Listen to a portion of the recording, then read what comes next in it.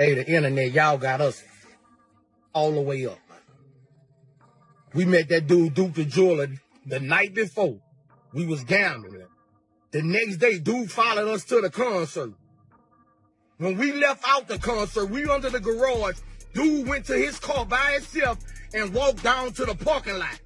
That's when somebody tried to kill. Blood-soaked dice slid across the velvet table.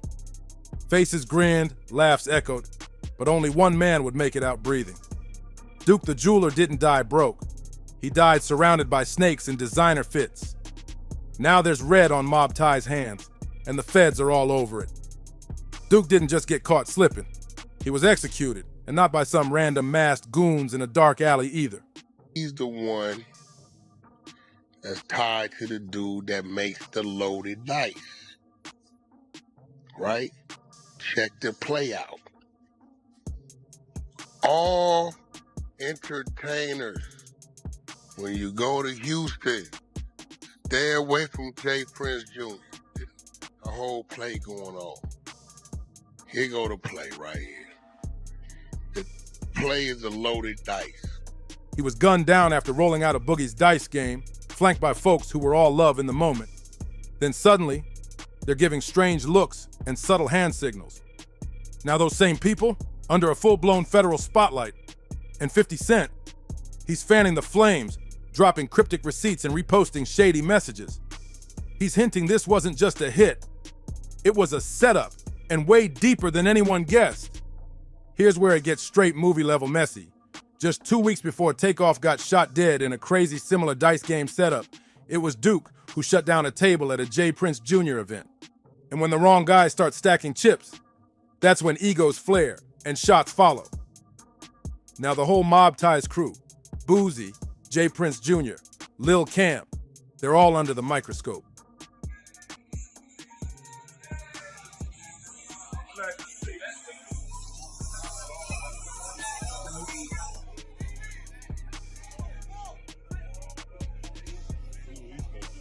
Man, Lord, You supposed to be mad.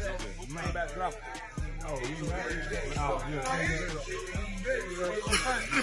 that nigga gonna have $1,000 on there. What started as quiet murmurs is becoming full-blown warfare. But how do we end up in this twisted mess? Let's back it up. What looked like a casual night of dice might have been a death trap from the jump. From the outside, Duke the Jeweler was that guy, a self-made king from Chicago, turning dreams into diamonds. And then came the setup. Duke wasn't out here just throwing iced-out chains at random SoundCloud rappers. Nah, he was lacing up big names, the real industry movers. His pieces were custom heat, and his reputation climbing fast. He didn't hit Houston just to vibe. He was chasing that bag. Word is, Boosie personally called him down to talk about a custom order.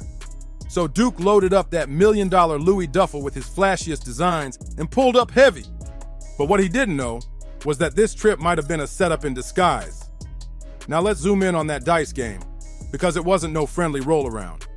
According to leaked audio from WAC 100, yep, coming straight from someone tied into the streets, this dice table was allegedly part of a loaded operation.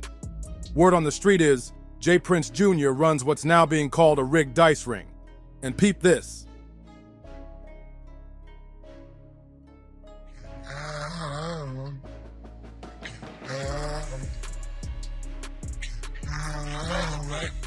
Went through a hard time but never gave up. I stayed tough, even when I got my chain stuck. Go through hard time, but we know that what made us. Can't blame us, we love the script, cause that what paid us. Yeah, ain't gonna ask, I know them niggas laid off. I call King, I get the passion going where I'm on. I can't even find, you know how many nights I don't stay up. Know how many fucking... It's always the same three dudes rotating the dice. Lil Cam, Big Capri, and Wolf. That trio controls the game like it's a secret ritual. The dice, they don't roll random. They roll how they want them to. House always wins, unless somebody messes up the flow. And that night, someone slipped. Wack says Duke caught dice that weren't meant for him, and they were loaded. He started hitting like crazy. Hundreds, then thousands, then stacks on stacks. The table couldn't take it. When someone crashes a rigged game, it's chaos. The people behind it freak out because the money train derails. Now here's where it gets wild. Insiders claim Jay Prince Jr. allegedly pockets 30% of every dice haul. So when Duke started running it up, he wasn't just winning, he was snatching bread straight out the boss's mouth. And on top of that, Duke was loud that night. Confident, iced out, dripping in diamonds, and throwing cash like a movie scene. And filming every bit for the gram. Now here's where things get real shady. If you freeze the footage from that dice game at the right second, you'll catch something strange. Boosie lets out a soft whistle. Not loud, not wild, just enough to notice. And right after, his nephew snaps his head and locks eyes with Duke. Then a man in a red hoodie gives Boosie's nephew a little tap on the arm, like a coded signal. Out of nowhere, the whole vibe shifts. 1 minute, Duke's laughing, tossing dice, living it up. Next, the energy turns ice cold. We walk into his car or something, and some dude tried to rob him. Some dudes tried to rob him.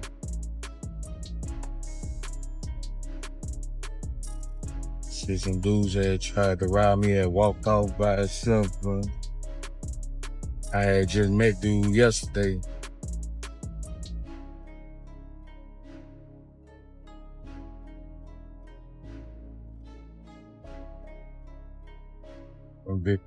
They try to rob dude, man. Dude must ain't get up. Spoke for flight Jack. We're number 2 for departure. Flight attendants, please bear the captain. Just met dude.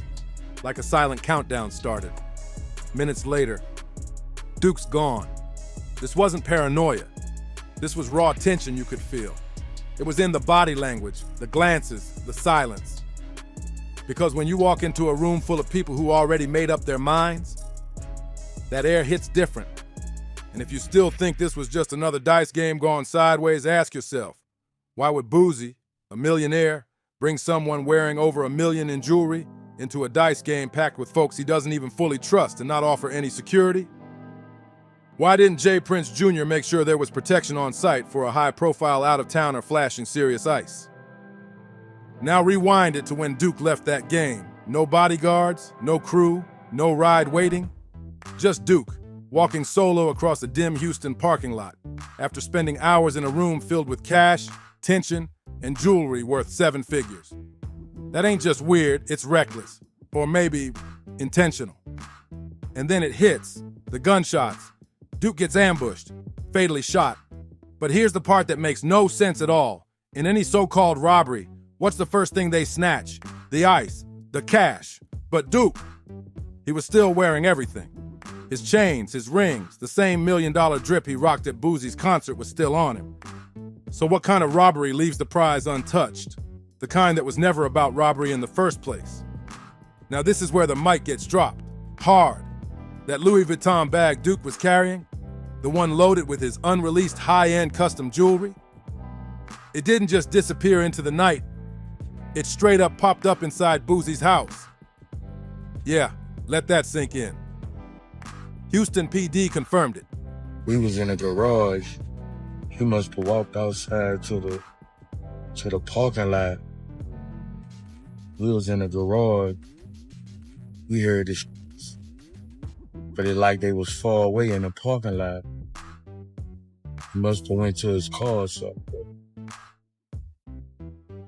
Dude was finna make a piece for him too. Dang.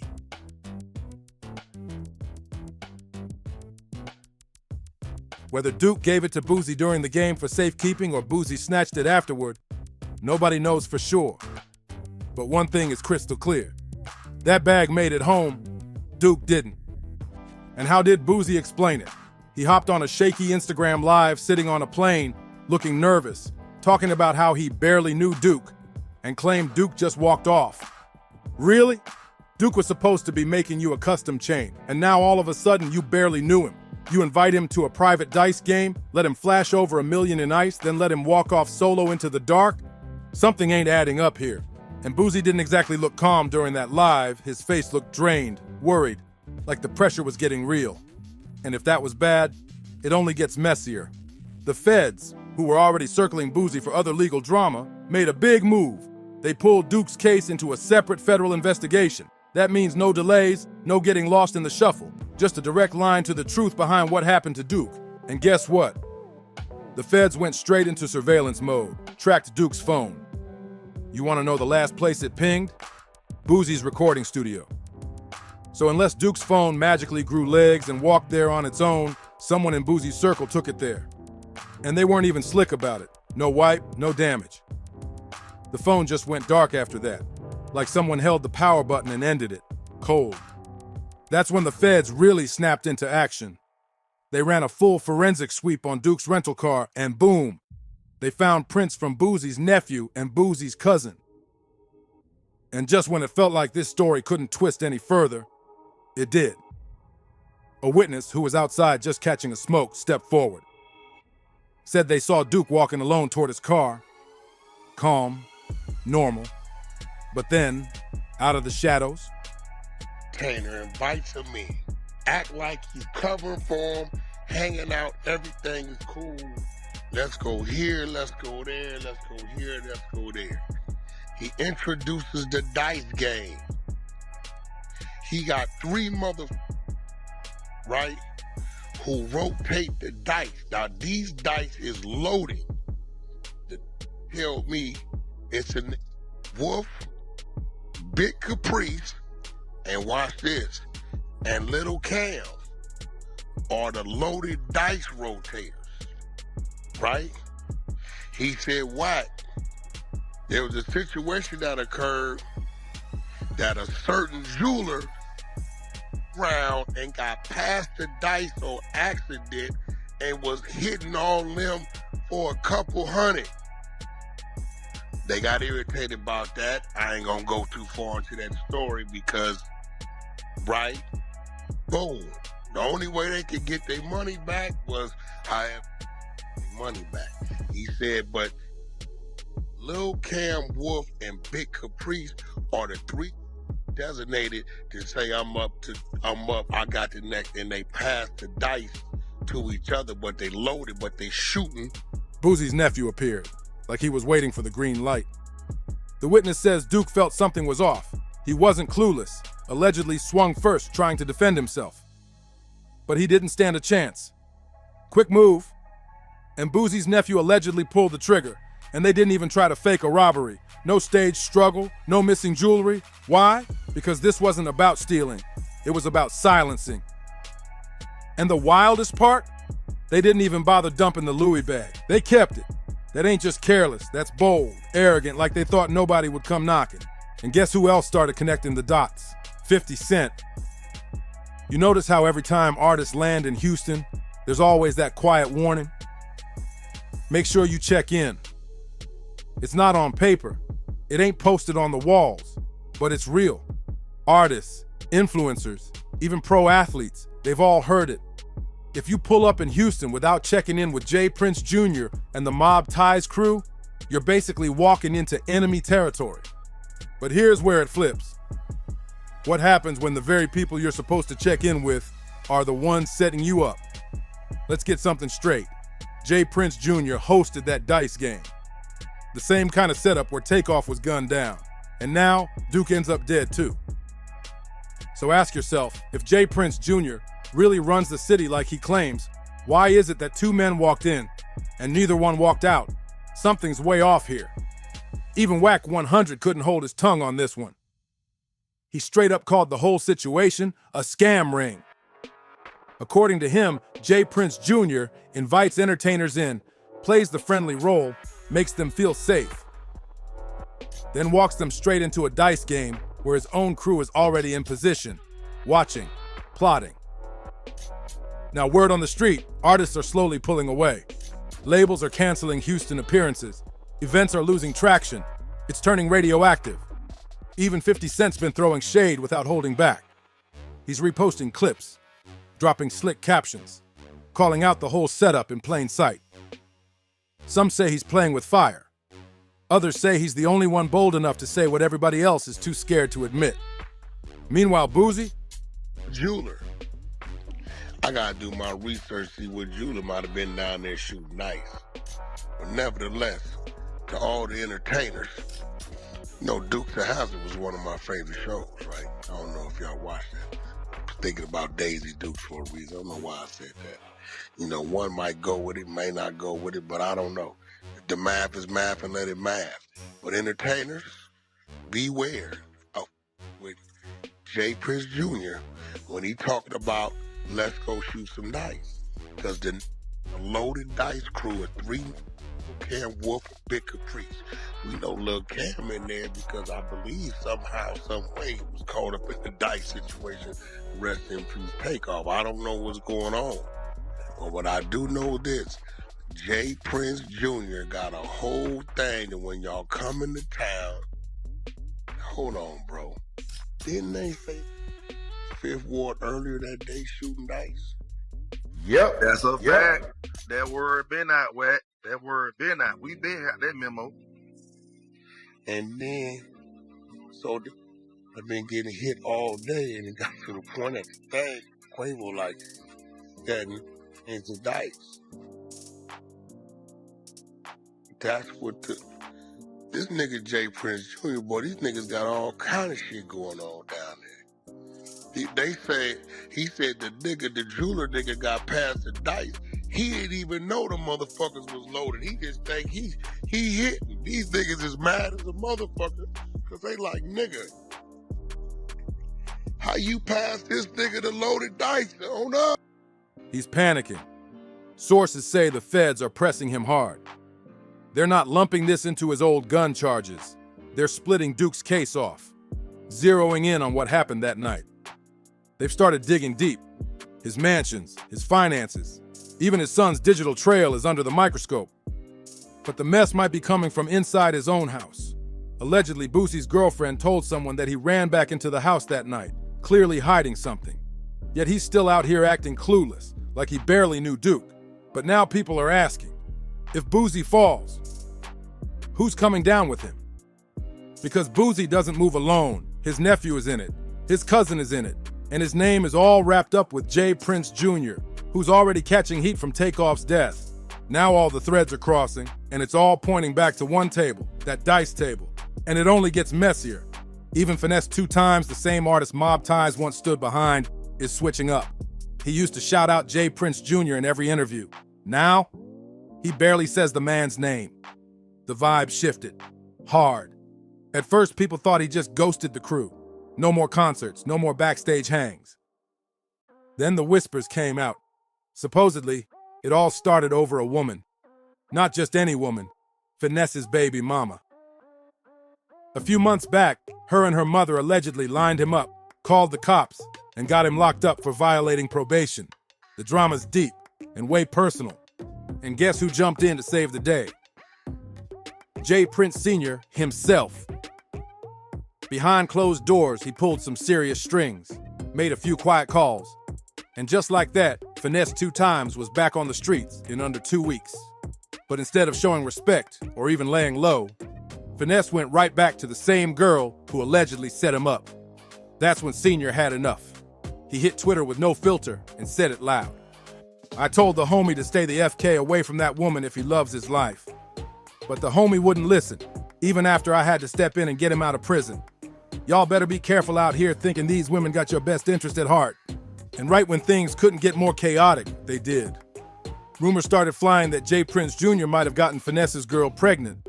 Behind his back, is it confirmed? Nope. But the fact that folks are saying it and Finesse ain't denying it says a lot. Some fans tried to brush it off as internet gossip, but others, they're seeing the pattern.